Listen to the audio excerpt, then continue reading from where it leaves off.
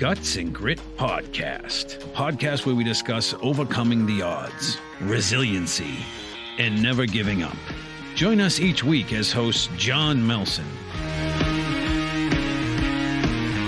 Joy Vatrabek,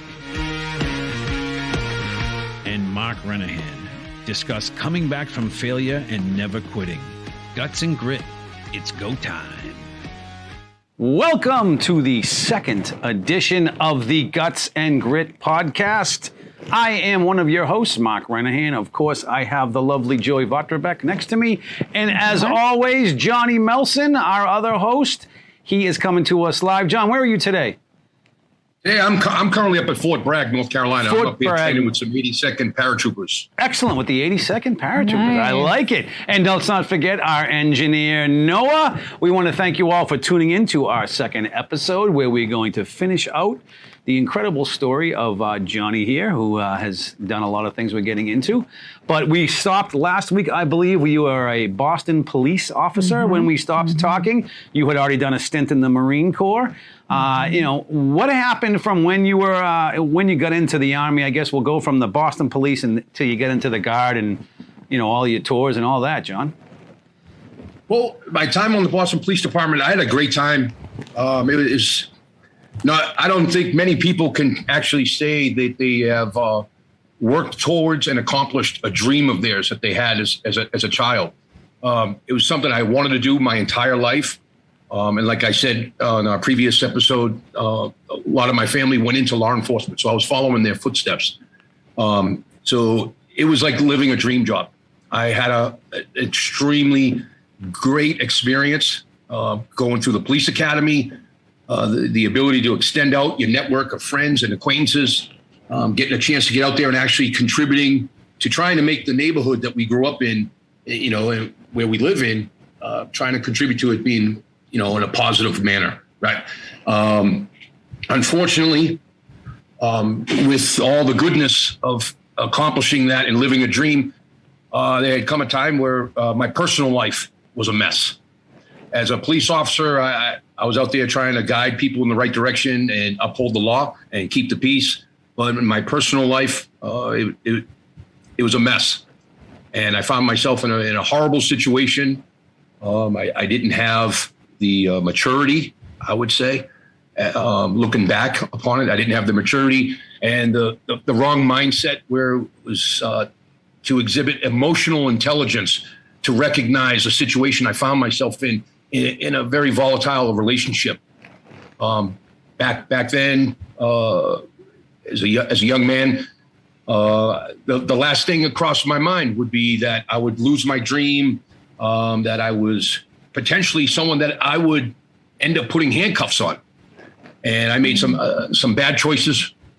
A very emotional night. I discovered my fiance, my girlfriend at the time, had been involved with another man. I discovered that, and then it was one bad decision after another, and ended up accruing a large debt to pay back to society. I had violated my oath as a policeman. I had let my friends like yourself and my family down in the most horrible way. I just couldn't imagine when I was going through it what was taking place. And to understand now, looking back at how horrible of a situation that was, on her, on top of everyone else. Like no one should be subjected to anything like that. And like I said, I didn't have at that time the maturity and the level of emotional intelligence to detach myself from that situation. And I let my emotions run wild and get the best of me. And unfortunately, it cost me my dream job. And I can't even fathom the amount of damage that it brought on her to be able to endure and for her to overcome what I had put her through that evening. But I'll tell you, Mark, when a lot of time spent alone to think and assess, and I'll never forget how it impacted. I know it impacted my family very badly, and it weighed heavily on me. But to see how how you let your emotions get the best of you, and the letdown that you see, like for me, was the letdown in my mom's face. Yep. Right. And to have to live with that burden and realize, wow, I really jacked up my life right now. And my mom and my family, my enduring through the Marine Corps, I let so many people down, and I should have known better than to go ahead and let my emotions run the way they did and not to catch myself. I'll never forget when it was going back and forth in the courtroom. They wanted a guilty plea, or they wanted me to go to trial. And things weren't looking very good for a trial at the time. It's not too long after O.J. Simpson. I was a police officer at the time. It was not looked highly upon, any of these type of incidents. And they were going back and forth, offering me these different sentences. And finally, they let my mother come in the holding cell. And my mom sat with me, and she was pretty tore up. And, she's like, John, if you take this to trial, I don't know if I'll be here when you come out, because they want to put you away for 20 years. Mm. And she's like, you really got to think this out. And she's like, they're offering you 3.5 years to 5 if you plead guilty. And we can put this behind us, and I'm going to be here for you when you come home, and you still got your whole life ahead of you. And at that point, I just felt my whole life was over. Mm-hmm. Mm. I go to jail. I'm a policeman. I'm going to jail. Mm. My life's over. Like, I'm not going to make it out. And she was crying and she was crying. She's like, John, I'll be here when you come home. Awesome. And my grandmother, she's old school. My grandmother was standing right there at the cell door. And she's like, if you didn't do this, don't you dare say you did it. And I looked at her, I was like, Nana, like, I'm looking at 20 years. I've never been in trouble like this. Like, it wasn't like Nana trouble where I'd get a whooping. Yeah. Right? This was different. I was like, Nana, I don't know. And she's like, don't you do it. And I looked at my mother, and she was just in pieces. And I looked over at my lawyer. I was like, I'm done watching her cry. Go in there and tell him I'll take the plea agreement. Get it over with. Yeah. I'll take the whooping. Let's go. Let's do it. And, my mom was coming up to visit me on a pretty regular basis. And I was in, and about a year and a half, my mother came up to visit me, and, we're behind glass, and we're talking on the phones, and she had told me, and at the time my mom was 45. So I'm older than my mom now. Right. She was 45, and she was very giddy and happy to come see me. And she's like, John, I'm so happy. I got to tell you something. I'm like, what's that? She's like, I met someone. She's like, I don't have to be alone anymore. And, it's hit me in my heart. I'm just like, oh, geez, and she's like, her big fear was to grow old and die alone. Right. Mm. She's like, John, I'm not getting any younger. I just don't want to be alone. And she's like, I met this guy, and he wants me to move out with him, and he lives out in Missouri. And she's like, the only thing it's holding me back, I won't go, is because of you. And I was like, Mom, does he make you happy? She's like, yeah. I was like, okay, do you love him? She's like, yeah, I love him. And so I looked around, I pointed it all around. I was like, Mom, look, I'm not going anywhere. Like, I want you to be happy. I'm going to be fine in here. I got to do what I got to do. I want you to be happy. I brought enough pain on you. Go be happy. And that was on a Wednesday. I guess the next day she flew out, moved in with him out in Missouri. And then the following Thursday, I got notified she was dead. Oh, wow. And she had been shot in the chest. So there was a big investigation over the fact that she possibly was murdered by the boyfriend she was seeing. My family's pretty much kept me in the dark on that. But all I know is that she wouldn't want me to stay in a bad place, continue to do bad things. Mm-hmm. So I knew when I got home, I had to make something of myself to make her proud. And it was a long time being away, and then having that happen. And it really brought so many things into perspective. Like it was a lot of growing up.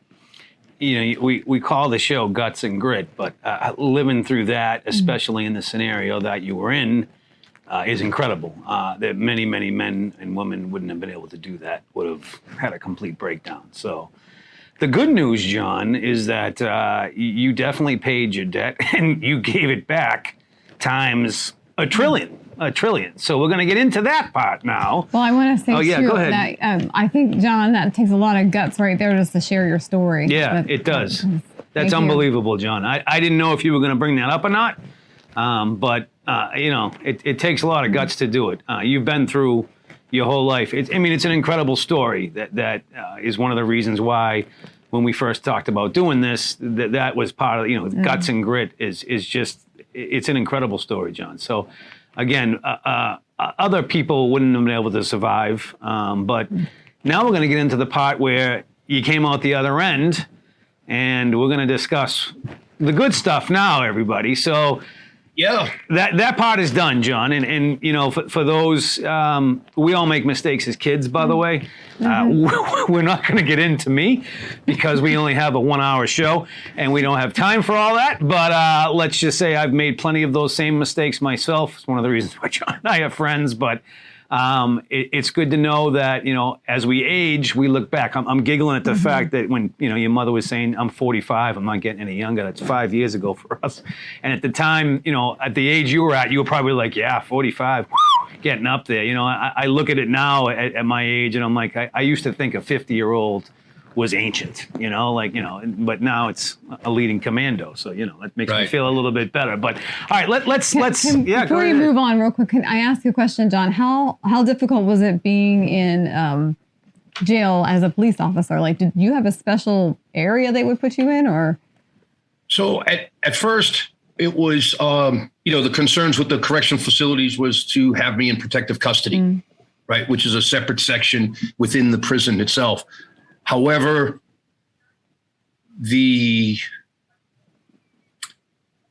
my neighbors, I'll say, those folks that I shared that space with, were not people that I would ever want to be around. Most 90-something% of those folks in protective custody are rapists and child molesters. They're the worst that I could ever think of. And so I spent a little bit of time in protective custody, hoping that all the media and the hoopla, there was a lot of flash about me going to jail. So a lot of the inmates were tracking and waiting for me to come in.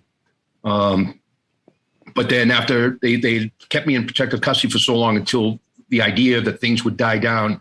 And then I spent the rest of my time, probably 90% of my time, out in general population. And it was a test. It was cool. A lot of days were testing me. I spent some time in solitary confinement for some altercations of self-defense, where, you know, some of the initiation into some of the gangs was to go and try and get a piece of me. And yeah, I've had my share of some putting up the fisticuffs, as we say, Mark. Right? Yes, yeah, a few times, John. I'm sure you may have done that a few times. But of course, we know you're a man of peace most of the time. But anyway, that again, I mean, you talk about guts and grit, and average people. In my opinion, the average guy wouldn't have been able to get through that, number one. And number two, if he did, would be in such a state of mental whatever, wouldn't have been able to continue on a path that you have continued on, which is one of the most amazing paths that any American citizen could have taken ever. I mean, in the history of our country. I don't care if that sounds bold to say, to say, it is what you've done for our country is past words. You have written that check. I know I'm not a veteran, but veterans like to say, you know, you write that check. You've written it down 9 times overseas, and you know that's crazy to me and to many others that you would dedicate your life. And I think a part of it is you might have thought I got to give back, but Johnny, you've given back, brother. Just so you know. But anyway, let's continue on. Yeah, let's get on to that.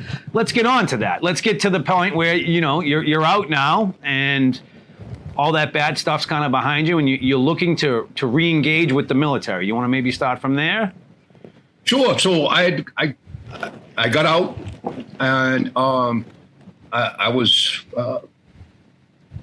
myself and one of my good childhood friends. We opened up a glass business. I was doing automobile glass for a little while, and then I was also working security down at the nightclub down at Faneuil Hall, the Rack. I remember. So I was using the nightclub money as my spending money while I was trying to get the business up and going. And then things got a little rough with the glass business. And one of my dads, Brian, he came to me. He was like, "Well, hey, do you want to do it on your own?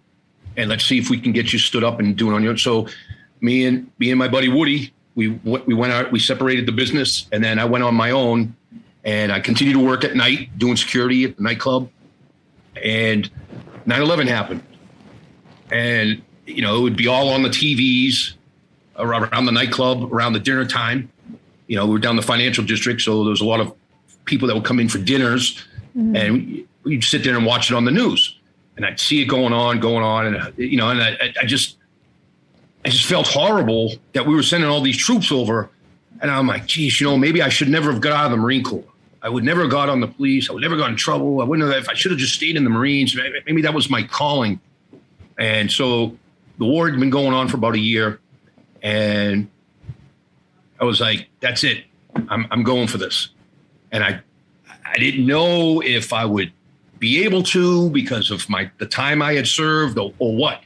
So I went in for the process to go back in the Marine Corps. And during the physical, they found there was a lump in my neck, and it was growing inwards. It wasn't growing out. And they said it was the diameter of a golf ball. So I had to leave, go to Boston University Medical Center to go see some experts. They did some ultrasound and MRI, and they said, "Hey, you have a cancer tumor in your neck. Wow. Like, you're disqualified for service." So I was done right then and there, all done. I got in my car and I drove straight to the West Roxbury Veterans Administration Hospital, and I asked to talk to my primary care doctor, and they were like, "Well, he's busy. He won't have an appointment for 6 months." I was like, no, I got to talk to him today. And they're like, "Sir, you can't see him for 6 months." I said, "No, I might not be here in 6 months. I need to talk to him now." And so the woman was like, "I'm sorry." I was like, "You know what? I'm just going to go sit outside his office." So I did. I sat outside his office. When he came out to get the next chart for his next patient, I waved at him and was like, "Hey, doc, I just got diagnosed with a cancer tumor. We need to talk because I've been telling you about this lump in my neck, and you told me it was nothing." He shushes everyone away, brings me in, puts a stethoscope on it, and then he's checking my head, then he's going down, and he's like, "Hey, it's actually stopping. There's no pulse above your chin. So this area here," he's like, there's no blood flowing up. He's like, "I got to get you in for an examination." The very next day I had to come back. They put a scope in my femoral artery and then up into my neck. And I'm watching it on the camera and they could see the tumor. And they're like, "Oh yeah, that's got to come out. That's stopping the blood flow to the right side of your brain." It was on my carotid artery. So it was about 2 weeks later, I was scheduled, went into West Roxbury Veterans Administration Hospital, and they conducted the surgery. They brought in doctors from all over the country. I don't know, they put like an all call out. "Hey, we have this weird operation. Who wants in on it?" And they had all these specialists come in. And I was under the knife for about 12 hours. They removed 8 inches of my carotid artery and then replaced it with part of my saphenous vein from my thigh. Wow. And I spent about a month in the hospital being fed intravenously because I lost my gag reflex, so I would choke. And because I lost my gag reflex, I had to have speech therapy for several weeks to try and teach myself how to talk again so I could learn how to swallow. So I couldn't talk, I couldn't swallow. I lost about 50, 60 pounds. And I got out of the hospital, everything. It was around January timeframe, and I had to work. I had to stop making money again. So I was back at the club bouncing. There was probably nothing to me other than I could scrap. There was no like size of a man to me like I am today. big difference. And a recruiter came in from the National Guard. He was a regular customer, and he was like, "Hey, have you ever thought of joining the Guard?" I was like, "No." Like, "No, I got no interest." And he's like, "I'm telling you," he's like, "You want to get in on the war?" I said, "Yeah, I felt so driven to go to the war." And I'll never forget when the surgeon came in, he had this head cover on him, like a bandana, like a biker thing. It's all skull and crossbones. And I'm like, "Oh, what did I get myself into here with this guy?" And he's talking to me, he's checking me, while I'm strapped on the table. And he's having small talk with me. And I told him, I said, "Hey, Doc, what's crazy is we found this because I was trying to come back in the service. That's the only way we found this." I was like, can you make me good enough so I can go back in if they'll take me?"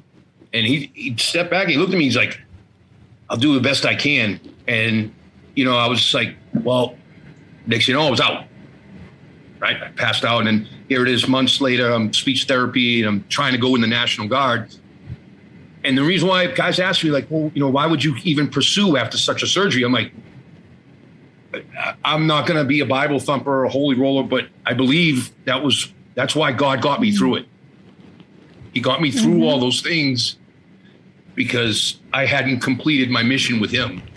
Right? Like there's a higher power getting me through these tough things. And just as they keep falling on top of me, I just kept the faith and okay, I don't know how to quit. So I just keep going one step in front of the other, and it leads me in the direction of my destiny. Right. So I get the speech therapy. I go in for the physical for the National Guard, and the doctor's looking at me and he's like, he sees my Marine tattoo on my ribs. And he's like, "Hey, kid, I don't know how to tell you this, but you know how lucky you are to survive that surgery?" I was like, "Yeah, I guess. Sure." And he's like, "Well, I'm not an expert in cardiovascular surgery." He's like, "So you know what? I don't want to steal your thunder and just decline you today." He's like, "I see that Marine tattoo, so there's gotta be something wrong with you anyways to want to join during the war." He's like, "But let's send your packet up to the higher echelons, and the experts that deal with this type of stuff, let them decide." So at that point, Mark, I was probably about a month and a half, almost 2 months back into working, replacing windshields, bouncing at the rack, trying to exercise a little bit. And I got a phone call, and I thought it was for a customer, a future job. I answered the phone, Safety Auto Glass. "This is John Melson. How can I help you?" "Hey, this is Colonel, whatever his name was, from the Surgeon General's office. I've been trying to reach out to you. I'm calling in regards to your request to joining the Army National Guard." I was like, "Yes, sir, you got him. That's me." And he's like, "Hey, I don't know how to tell you this, son." He's like, "But you understand we're a country at war." "Yes, sir. I understand that." And he's like, "And you just underwent this major surgery." "Yes, sir. Yeah. You should be counting your lucky stars, not trying to put yourself in harm's way." And I was like, "Sir, this has meaning to me. Like, if I didn't try and enlist, I would never have found that cancer. So this gave me a second chance at life, and I want to make the most of it."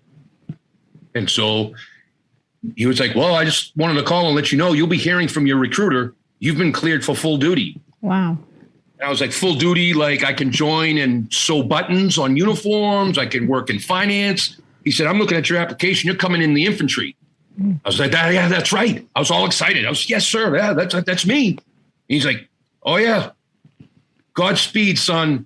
God bless you." And he hung up the phone. And my recruiter was on the phone, like literally 2 minutes later. "Get down here and get sworn in." Went down Dorchester. I met up with the unit and the recruiter there. They swore me in.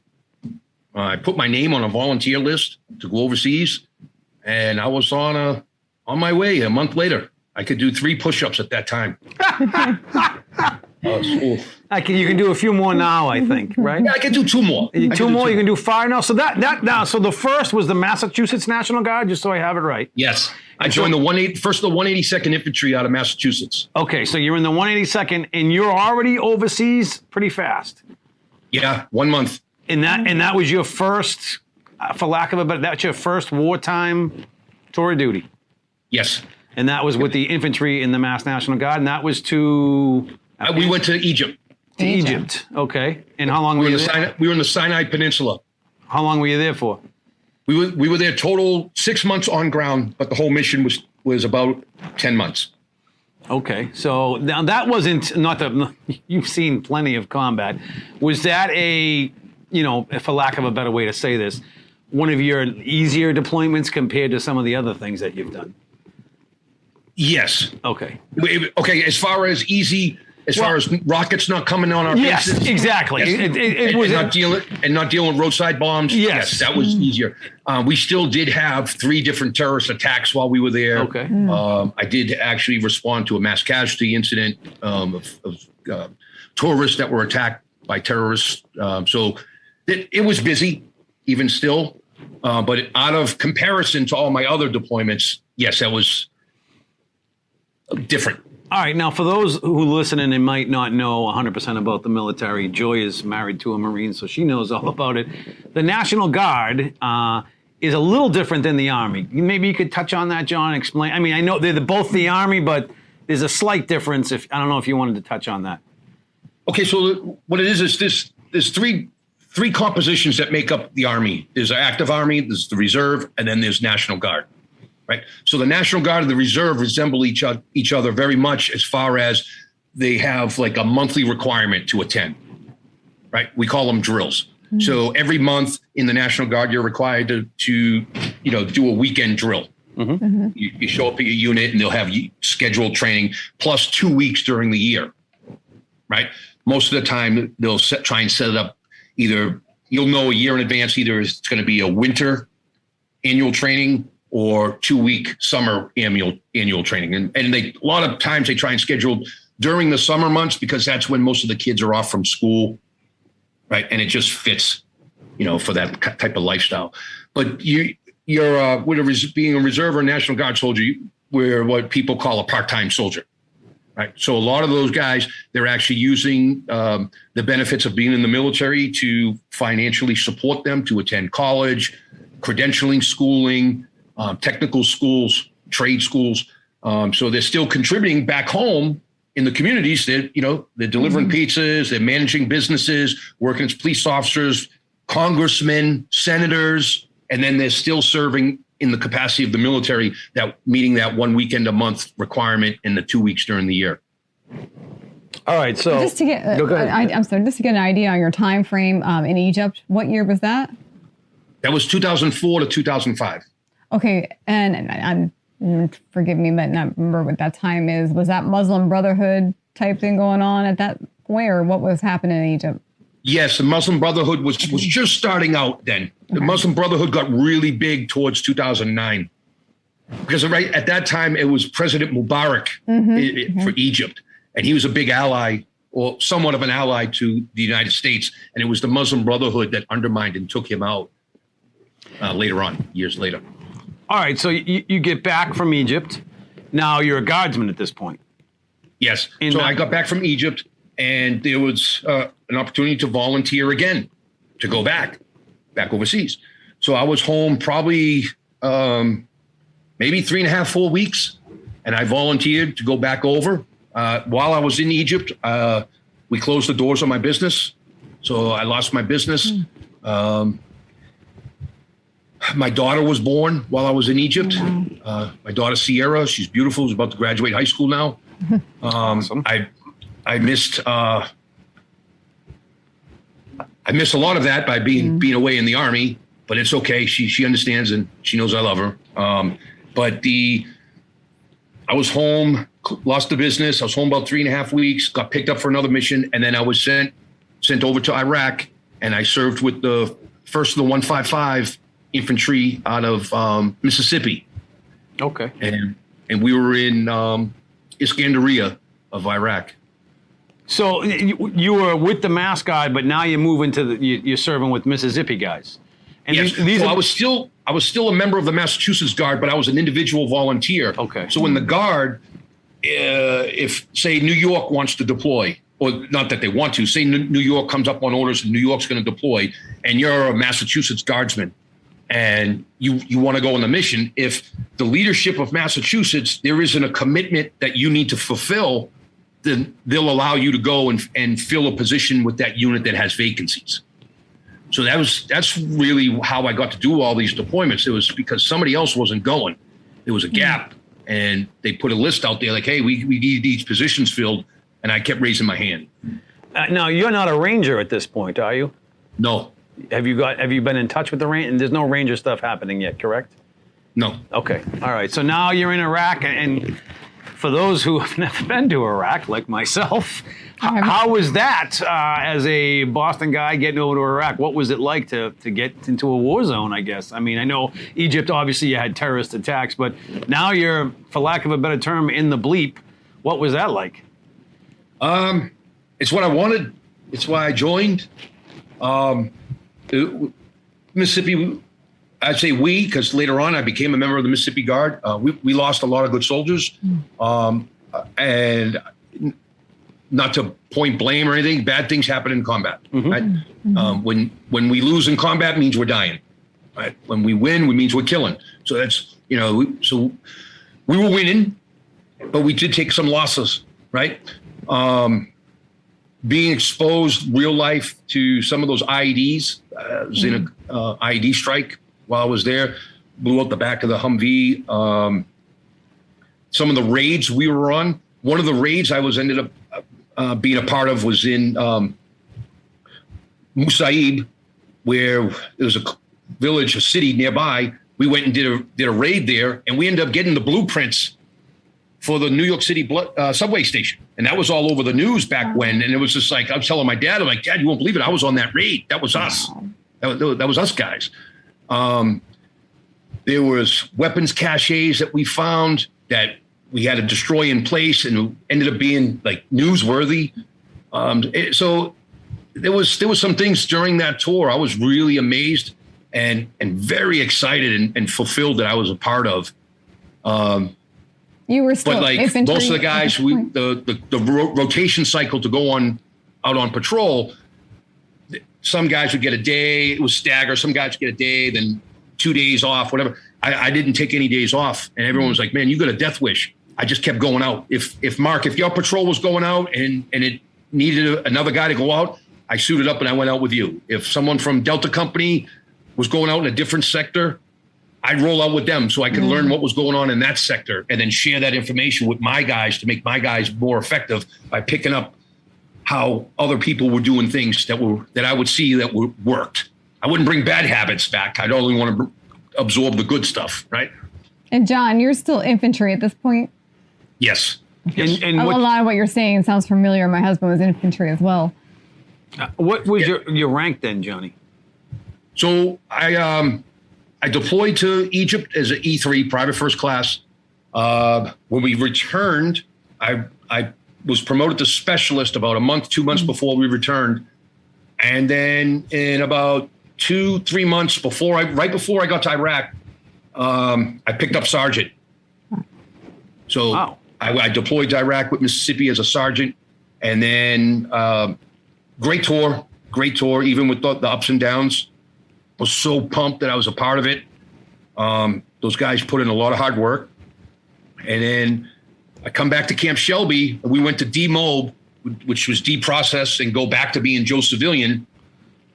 And as I'm going station to station with my paperwork to check out, some colonel, full bird colonel, was going station to station the opposite way. So we were crossing paths. So he was in processing. I was out processing.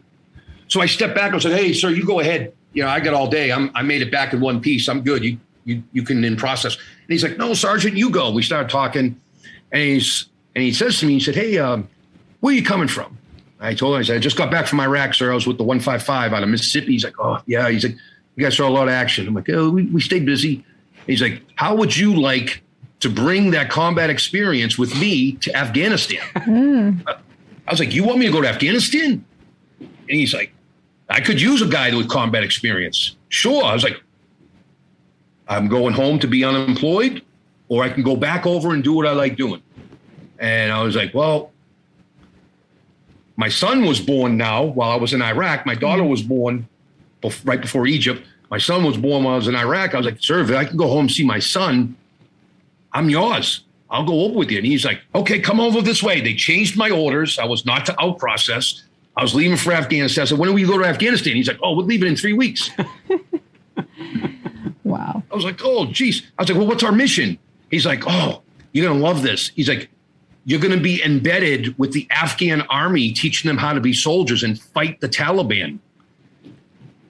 I was, I'm your guy. When can I buy a plane ticket? Go see my son so I can hurry up and come back here because let's go do this mission. That was amazing. Amazing. I learned Pashtun. So now here it is. I could speak Arabic. Now I'm learning Pashtun, and I took 4 years of Spanish. Now, if you try and talk to me, I confuse it all up together. I say hola, tashakor, zien. I mix it all together now. Right? All right, so let me ask you a question, Johnny. You get to Afghanistan, and by the way, we're going to have to, I didn't realize the time. We've been talking for a bit. We're going to probably make this, the whole bio thing into a 3-part show because we don't have time to get to all of it today. But Afghanistan compared to Iraq, talk to me. Major difference, correct? Oh, so the fighting was different. Okay.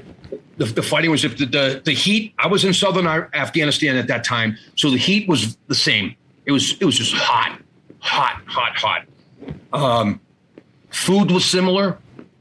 Culture was a little different.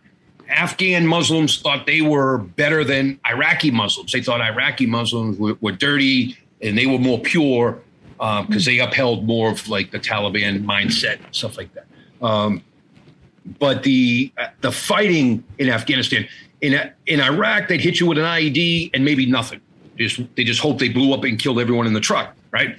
Maybe some small arms fire following the IED explosion in case we dismount the vehicles and they want to try and shoot us. We get into a little bit of a firefight. In Afghanistan, they'll stay around and fight. So whenever there was any type of IED strike or an RPG rocket launched at us, we were in for a fight. They would be established. They'd have fighting positions, and they would try and fight it out with us. And now, so the fighting was a lot different in Afghanistan. All right, so this is your 3rd tour. Yes. Egypt, Iraq, Afghanistan. How long? The first one we said Egypt was 6 months. 8 months. Iraq was how long? 9 months. 9 months. Afghanistan? 1 year. 1 year. So you're slowly going up, John. 6, 9, 1 year. I got a question for you about Afghanistan, too. Were the Afghanis open to you training them? Good question. Well, I'll put it to you this way. They appreciated, at least some, exhumed this aura of that they appreciated our efforts, right? But they were not going to be American soldiers. So when I saw a lot of guys that I worked with, I saw them get very frustrated because they weren't executing it like an American soldier would execute a drill, or they wouldn't hold a weapon the way we would hold a weapon. It's like, I got it, but we can show them, but they're still going to have an Afghan flavor to it, right? But what we show them and what the end result is still better than what we started with. Right. So I try and convince guys, look at the small wins, right? At least he's not dragging it on the ground anymore. At least he's holding it up out of the dirt. So that's a win, right? Getting them to pay attention or not be high on drugs when we're doing training or doing missions. If they weren't doing that, that was a win. So to try and get them off of the opium, so there was a lot of differences in the training. But you just had to figure out how to gauge your measures of success with them. And then always know, like, because you're embedded with them and you're doing missions partnered with them, I always kept them 1 or 2 steps in front of me. Yeah, gotcha. Yeah. So I didn't always have to keep looking behind me. You know what I mean? Maybe not literally, but, mentally you play that out in your head. Like, okay, do I really want to be up here leading the charge right now? Probably not. No, it's funny. You sound like when I used to be a commercial fisherman, we would try to hire somebody. We used to say, "Well, if he shows up sober, we'll take that for the day." That's good enough. That's good enough for the day. In the commercial fishing industry, back when I was doing that, we would say we used to always try and get new guys to come on. I'm like, "Hey, he's sober, so that's good enough. We got him here for the day." But, John, I think we're gonna actually wrap it up because we have to do a couple of things here, and we're actually going over the time frame, but. We are the Guts and Grit podcast. Today was an incredible show. John, sharing your story takes I hate to keep saying this, takes a lot of guts, though. It really does. And we're not even done with it yet. We're going to do one more episode talking about John's life and a couple of other things that I know, including a little incident that got you to the New England Patriots, if I recall correctly, as the was that Citizen of the Year, or something like that? I recall that. I also remember when you worked at the Rack. By the way, I was working in City Hall, and I used to be like, Melson's across the street doing the door, so we used to all love to get out of work, and they'd be like, well, the Rack's gonna have a line. I'm like, it doesn't matter. Melson does the door there, and we'd walk up and get by the whole door, and everyone would think we were the coolest guys ever. I remember when I heard first that you had left and you had gone overseas. I was such whatever at the time, I'm like, damn it, there goes my Rack hookup, but that's all right. But I recall that time greatly and fondly. It was a simpler time. But anyway, Joy, you want to add a few things before we wrap it up today? I agree with Mark. Just that was a lot of guts to share what you did. That's a lot to go through emotionally, with your mom passing while you're in jail. I mean, that's got to be rough, but I give it to you. We've got some grits for sure. It's guts and grits, baby. But we're going to take us out today, and we're going to come back for one more episode that we're going to lead us up to John's soon-to-be 51st birthday. But, Johnny, why don't you take us out, and don't forget your famous saying at the end that I now live by when I go out and go for my walks. Okay, I just want to thank everybody for watching the show, and you guys for making me a part of this. This is amazing. I love the opportunity to get a chance to tell my story. If it helps anyone to get up out of those dark places, get up when you're knocked down and keep going, it'll get brighter. It gets brighter. I'm living proof of it. Again, everybody, thank you very much. You can follow us here on Facebook. We're also, of course, on Podbean. All the links will be down below after this episode. We thank you for tuning in today, and join us next week for another episode of Guts and Grit. Thank you much, everybody. Thank you. John, see you next week.